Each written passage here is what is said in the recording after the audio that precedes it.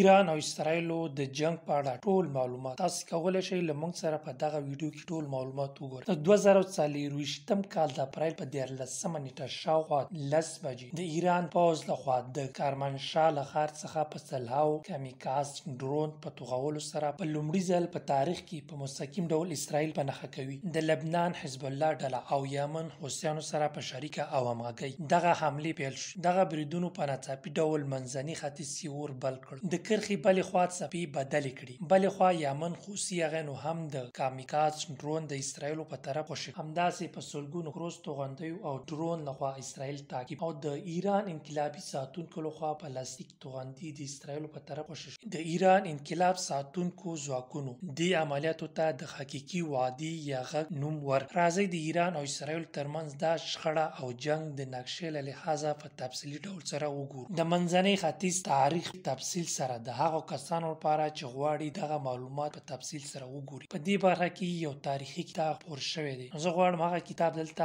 شیر کړم. موږ تاسو ته د کتاب مطالعه کولو وړاندیز کوو. راځو موضوع په ځانګړي توګه د فلسطین مسله، غرب او اسرائیل په منځني ختیځ کې د انګلستان سره جګړې ته څنګه داخل شو. د دې په اړه تاسو ته د غربو د بغاوت کتابونه په کلکه توګه وړاندیز کوو چې د دغه کتابونو څخه یو یا دوه مطالعه کړئ. نو تاسو څخه هیله لرو چې زموږ کانال سبسکرایب کړئ او ویډیو لایک کړئ. د لا نورو ویډیوګانو لپاره نو لومړی د امریکا نه مرسته وغوښته. سپینه بخیره کې د امریکا جنگي سمندري بیړۍ نه تیاری پورته او عراق په لوري لاړ. سپینه بخیره کې د امریکا جنگي سمندري بیړۍ نه تیاری پورته او د عراق په لوري لاړ چې هلته د ایران ډیورن په وشتلو شروع وکړي. د ایران انقلابي ګارد لخوا شاوخوا 12 بجې د شپې درېمه څپه پیل شو چې دا ځل 150 تنې کامیکاز ډرون الوتکې د اسرایلو په طرف پورته کړي. په عین وخت کې د یمن حوثیانو او د لبنان حزب الله طرف نه هم په اسرایلو د توغندیو برید شروع شو. په سری بخیره کې د امریکا جنگي بیړۍ لخوا د یمن حوثیانو لخوا توغول شوي میزایل د امریکا لخوا په یمن کې خنثی شو لمنځه لاړ. د حزب الله لخوا سل توغول شوي توغندي د اسرایلو د دفاعي سیستم لخوا لمنځه لاړ. ایران انقلابي ګارد د شپې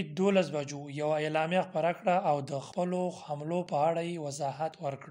دغه برید په سوریه کې د ایران په سفارت د اسرایل لخوا ترسره شوی برید په مقابل کې و. دا د هغې غچ او بدله وه چې په کامیابۍ سره ترسره شو. د دې اعلامیې وروسته اسرایل وویل چې د ایران لخوا اول پلاستیک او بیا سیار میزایل زموږ په خاوره راوتوغول شو، یعنی زموږ پر حریم یې حمله وکړه. د شپې 12 بجې او 10 دقیقو اسرایلي جنگي تیارو د لبنان په جنوب کې حزب الله په هدفونو شدید بمبار. په عین وخت کې د انګلیس دولت اعلامیه خپرولو سره کیبرس کې د انګلیس اډینه اسرایلو د مرستې او ساتلو په خاطر جنگي تیاری د اسرایلو په خاطر روان شو. امریکا، اسرایل او انګلیس جنگي تیارو د عراق اډې او هوایي فضانه په استعمالولو سره د ایران ډیورن او میزایل لمنځه یوړل.